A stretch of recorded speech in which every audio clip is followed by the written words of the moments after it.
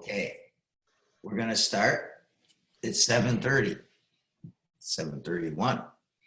We are in the Gemara Brachos Tes Vav Amud Beis 15B. Amar Rav Chista, Amar Rav Shela. All right, we had a discussion, big machlokes, Rabbi Yehuda, Rabbi Yossi, Rabbi Meir, as to whether if you have to say the Shema, it has to be audible to your ears or not. Rabbi Meir says it doesn't have to be at all, even initially. We have Rabbi Yehuda quoting his Rebbe, and also himself, it appears, that he holds like his Rebbe, that initially you shouldn't do that, but after the fact, it's okay. And Rabbi Yossi says, even after the fact, it is not okay. So I'm just going to repeat what we started. We ended off yesterday. Amar Rav Chista, Amar Rav Shela. Rav Chista says in the name of Rav Shela, Halacha Rabbi Yehuda, She'amar Mishum Rabbi Elazar ben Azariah. The halacha is like Rabbi Yehuda, which he quoted his Rebbe, Rabbi Elazar ben Azariah. And he also says, Rav Chista, Rav Shela, Halacha Rabbi Yehuda, the halacha is like Rabbi Yehuda. Now, at first, that seems to be redundant because we've just finished saying that Rabbi Yehuda holds like his Rebbe, Rabbi Elazar ben Azariah. So why would you have to say the same thing twice? He says the halacha is like Rabbi Yehuda, who said the halacha in the name of Rabbi Elazar ben Azariah, which means what? That initially you should hear what you're saying, but if you don't, it's okay after the fact. And that also appears to be Rabbi Yehuda's opinion by himself. So why do you have to say it twice? So Gemara answers, we have to do that. He needed to say it on both ends. Why? Because if he will just say that the halacha is like Rabbi Yehuda alone, well, if you just say the halacha is like Rabbi Yehuda, Havamina Ayman thought,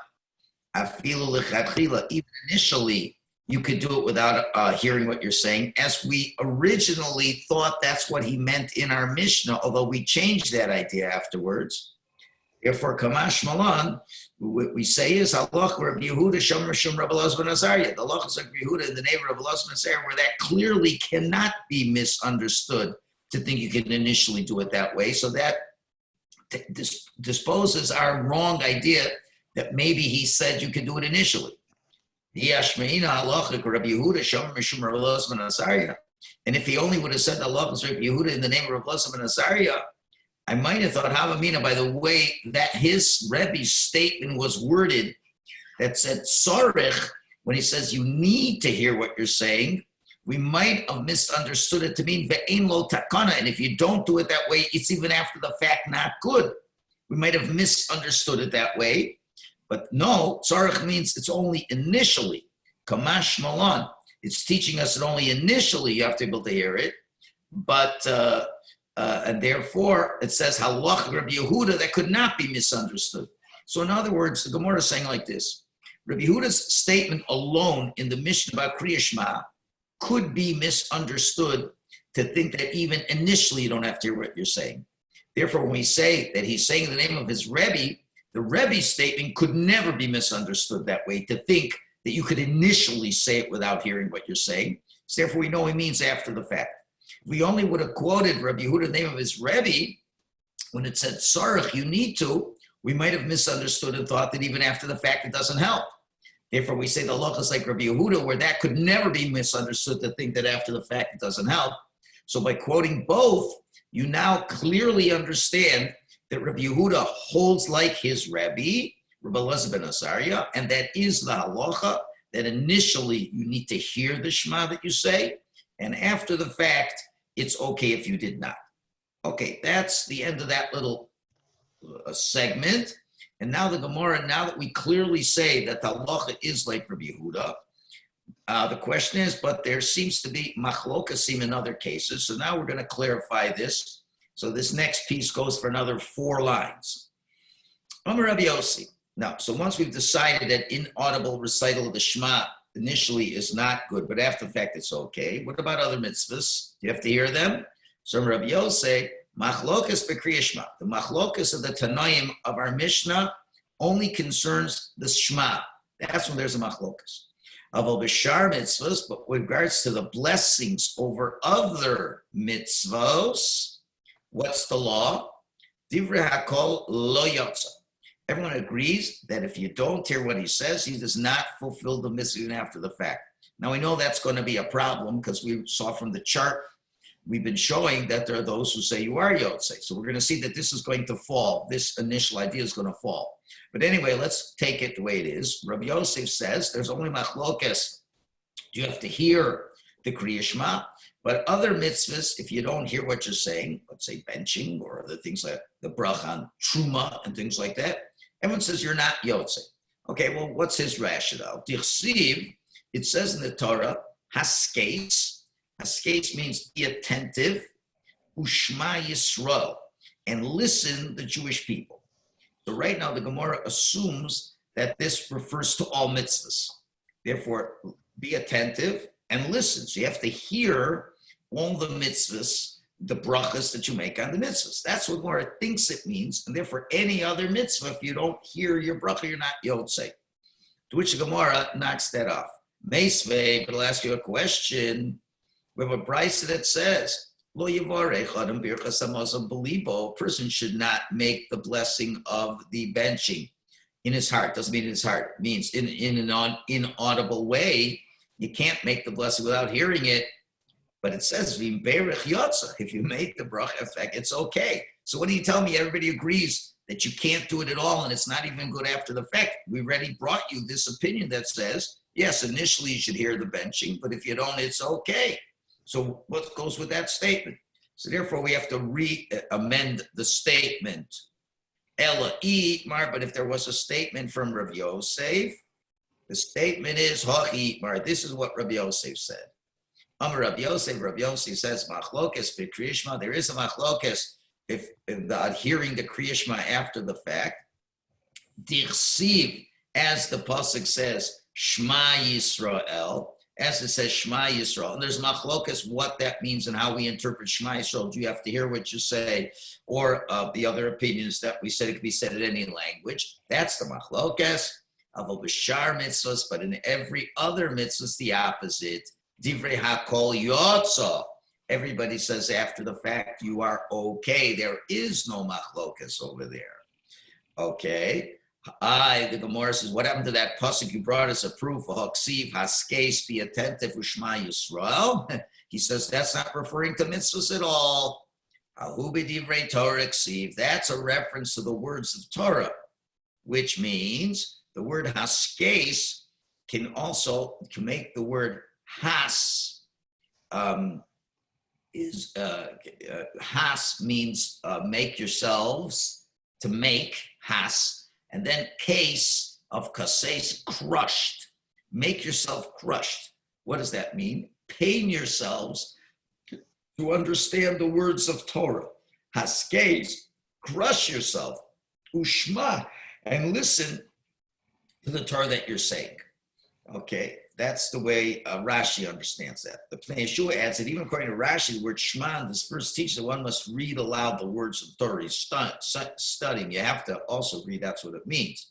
Read fakatens, however, that the verse requires not that one hears what one is learning, but that he understands what he is learning, even if he does so through silent contemplation. He still has to understand it.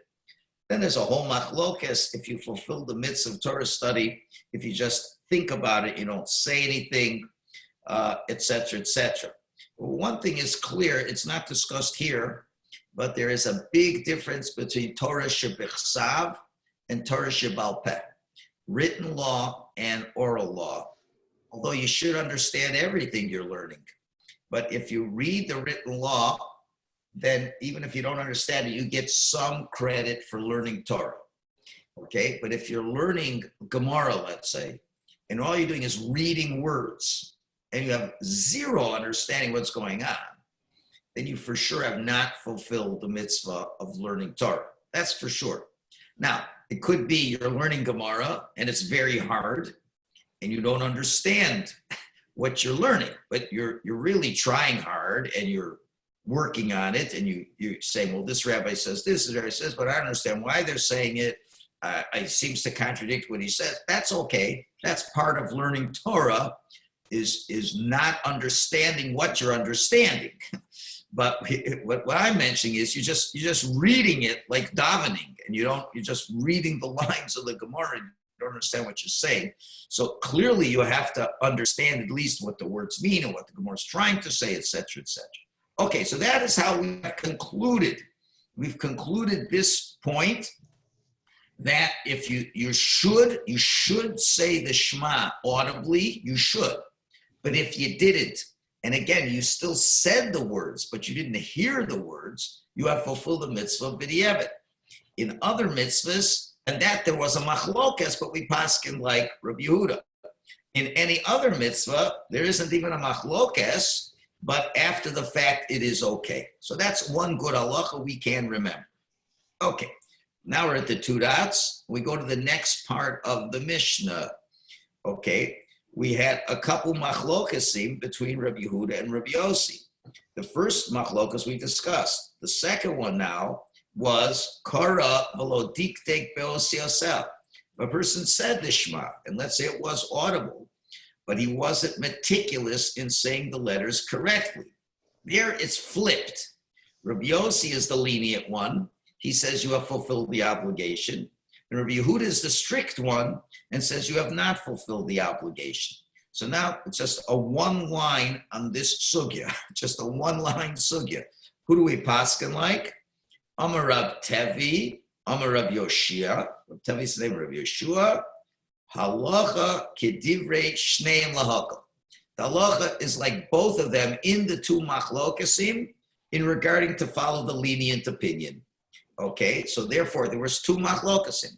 The first one, Rabbi Yehuda and Rabbi Yossi, if it was inaudible to your ears, were you yotze? The lenient opinion was Rabbi Yehuda, who said after the fact it's okay. So this rabbi is saying we're going to hold like the lenient opinion in the first machlokas like Rabbi Yehuda, which is just echoing what we just said in the earlier Gemara. And also in the second machlokas, that if you don't say the words correctly at all, you're not careful in the reading, we go with the lenient opinion of Rav Yossi this time, who says that that's what the halach is, your yotze after the fact. So it comes out in conclusion that if you read it inaudibly, okay, I'm showing you how lenient halach is. You say the words so softly, you don't hear what you're saying. You must enunciate the words. That you must do. You can't just scan it. Scanning it, you for sure are not yotze. But you're moving your lips, you're saying the words, but you can't hear what you're saying. And let's say further, in addition to that, you're reading it very not properly.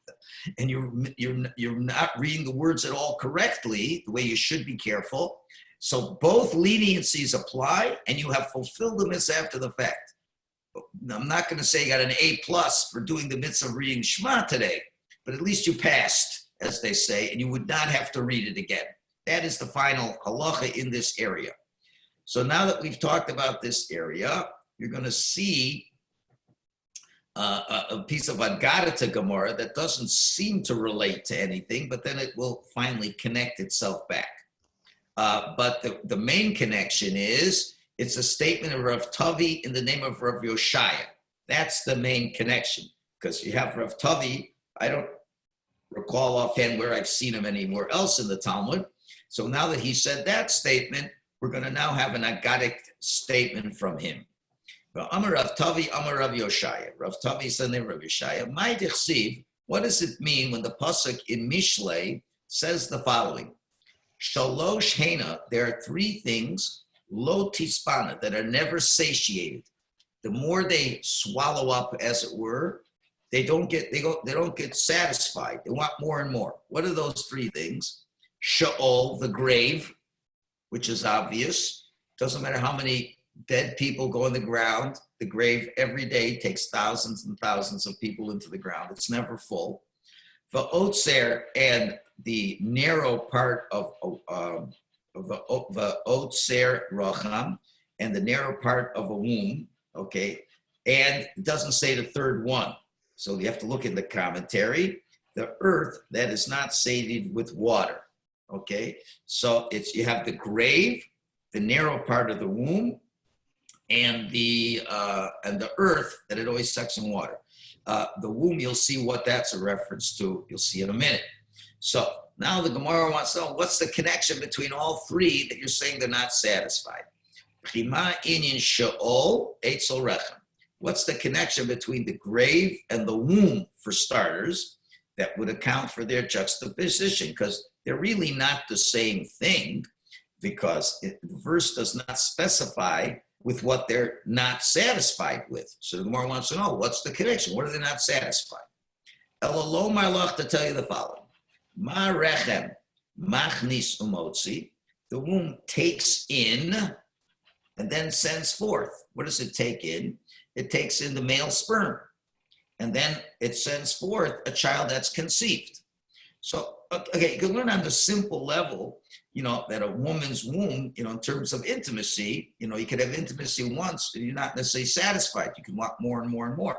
But the deeper connection is, just like the rechem, you put in a seed, which isn't really so alive, so to speak, but then eventually comes out a baby who's alive.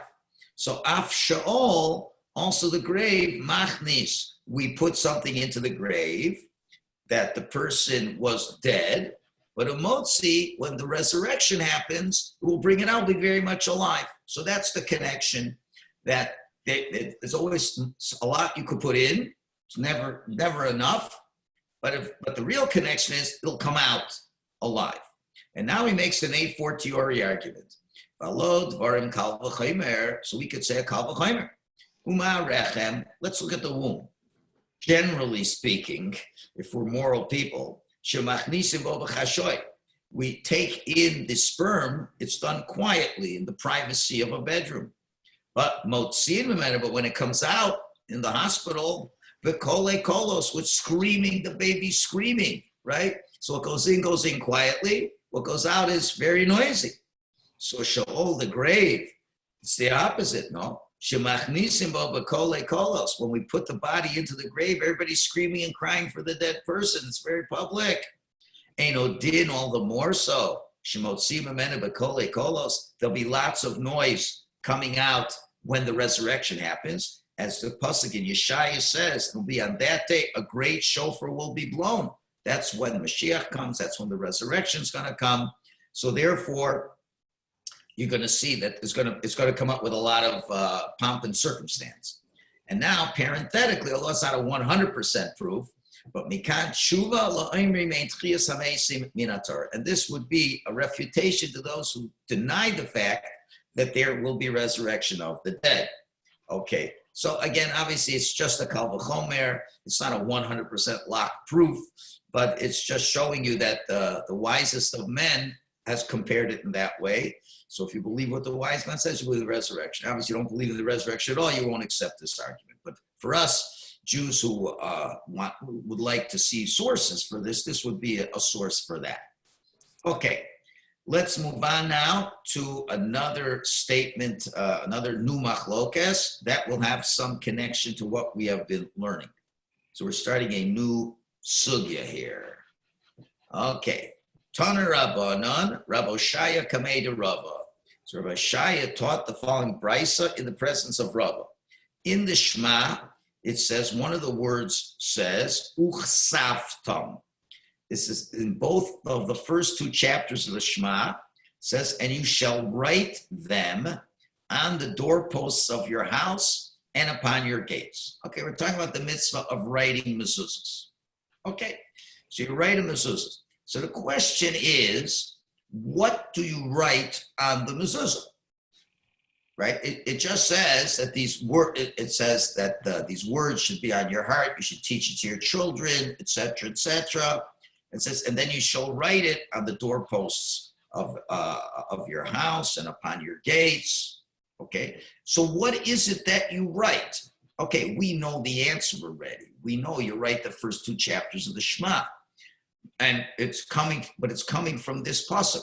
So what do you exactly see from this pasuk? It just says uchasaftam, and you write them. So remember, we start we say Shema Yisrael then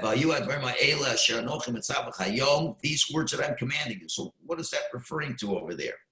So Uchesavtam. So the fact it could have said v'kasav, but v'kasavtam. So number one, hakol biksav. Everything is written. Well, what is everything is written? Afilu tzavos, even the commandments. Okay.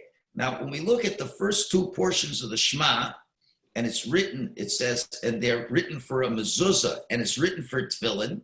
So we're saying even those verses that tell us about the command, such as you shall write them, you shall bind them on your arms, right? Those are commands. You write that, meaning what it's really saying is, in these little parchments, you write the whole 2 chapters. The whole 2 chapters, where you're going to say, well, what else? You're going to see in a second. But this is derived from writing the word uchesavtam. Now, uchesavtam can be broken down into 2 words. Ukesav, and write. Tam means perfectly, like Yaakov was an ish tam, was a perfect person. So it has to be a complete writing. So what does a complete writing mean? Well, there's 2 chapters of the Shema. I want you to write them completely. Write both chapters completely.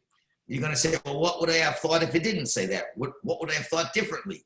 The answer is, if I wouldn't have that teaching, maybe we think the only thing you write are the main ideas of accepting the yoke of heaven. Remember, Shema is primarily fulfilling, when you say the Shema, you have in mind to accept the yoke of heaven. So maybe all we have to write is Shema Yisrael Hashem Elokeinu Hashem Echad, Ve'ahavtas Hashem Elokecha. You accept to do the mitzvahs. Okay, that's the primary aspect of saying the Shema. Now there's details. You shall teach it to your children. You shall write tefillin. You shall write mezuzahs.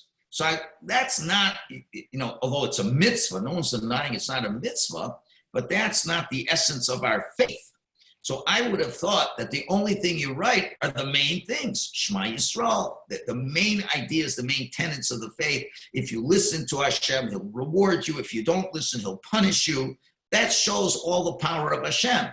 The fact that the verse also says, you shall write mezuzahs and you shall write tefillin. Okay, that's nice. It furthers this concept to us to remember it. But why would I have to write it in the parchment of the mezuzahs, that detail? Like when you look at the mezuzah or kiss the mezuzah, what's the idea? To remind you of God. Okay, to remind you that God's omnipotent, omnipresent, fine. You remember there's reward and punishment, but you have to remember, do you have to put on tefillin? Or you have to have a mezuzah? So I would have thought you wouldn't have to write so much in the paragraphs. So therefore it says, uchesavtam, tells me you got to write them completely, everything. Okay, so that's the statement of the Brisa that Rabbi Yeshaya was teaching in front of Rav. Now Rav challenges this interpretation. Amar le. So Rav says to Rabbi Yeshaya, the Amar Lachmani, who told you this? In other words, you're saying over a Brisa. So who's the Tana that needed he said it's proof from the word uchesavta.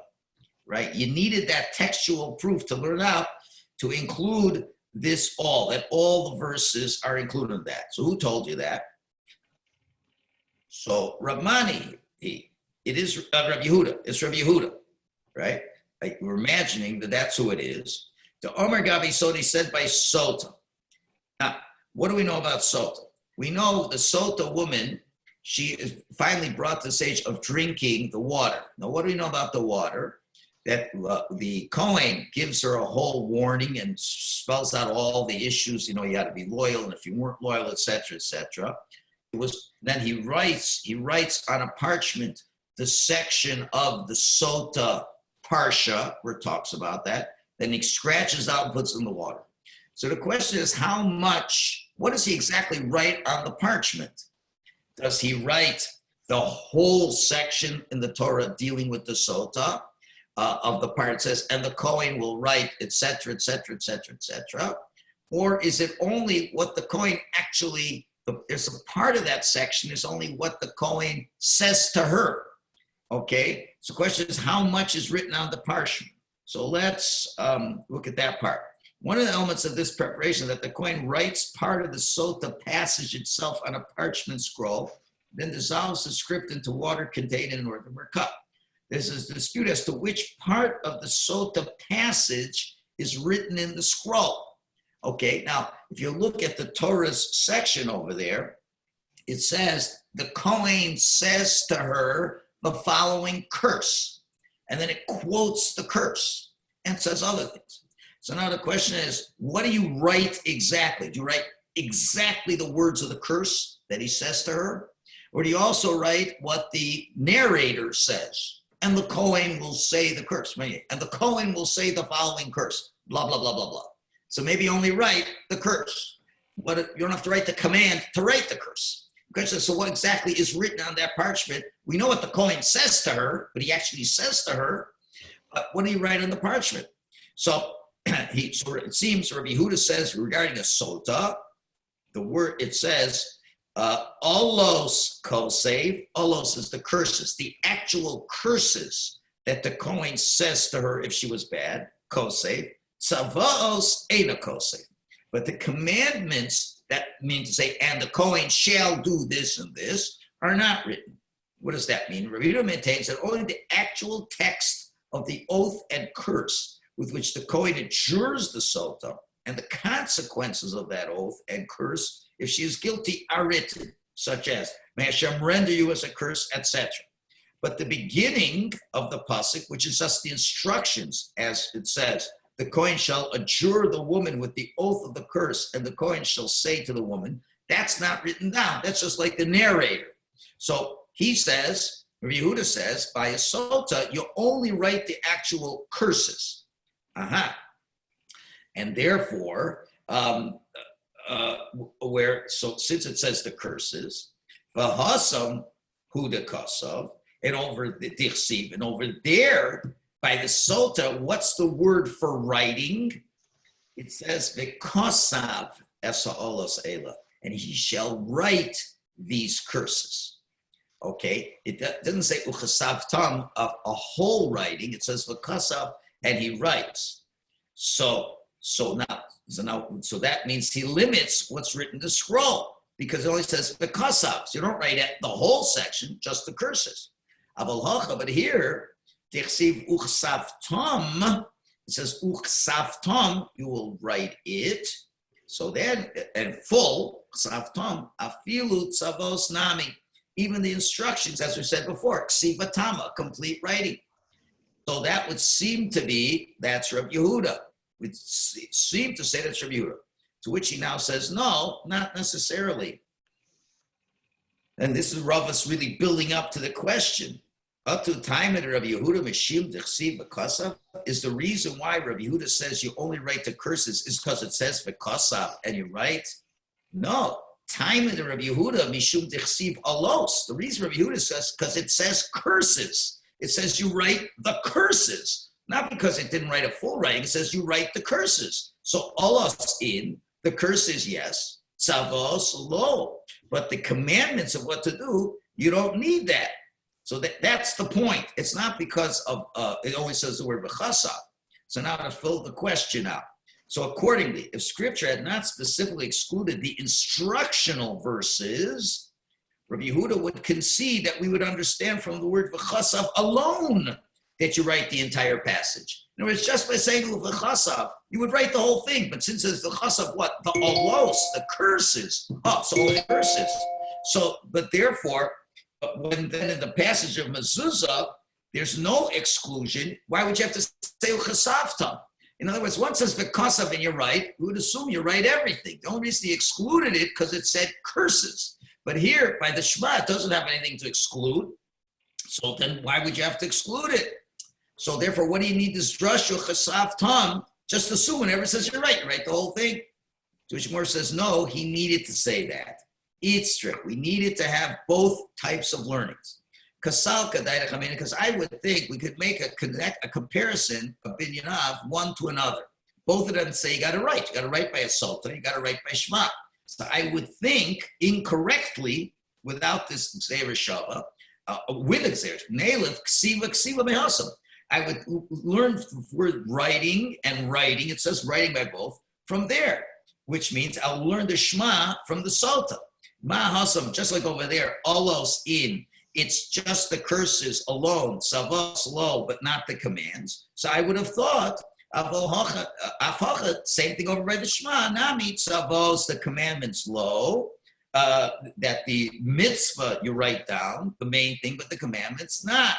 So therefore, Kasav Rachmana, therefore the Torah Chesaf Tom, you write a complete writing, which means afilu tzavos, even the instructions. So therefore, in conclusion, when we say you have to write, the fact that we on our mezuzahs write the entire Shema, both paragraphs, so he said it was because it says Chesaf Tom. It has to be a complete writing. To which Gemara asks, why did it have to say complete writing? Why can't we just deduce from the facts as in you write, just like by the Sota, it says, and you write, and we would think you'd write the whole thing, but because it says over there, curses, you only write the curses, but here it doesn't say that. So why do I need that teaching? The answer is because I would have mistakenly made a complete comparison, that by the curses of the woman, the Sota, we write only the curses. Then I figure you only write the main part of the Shema and not the commandments. So therefore, it says a Chesaf Tom to include the commandments. Okay, that ends that sugya. Perfect timing. Okay, shkoyach everybody. Have a great. Take care. Bye.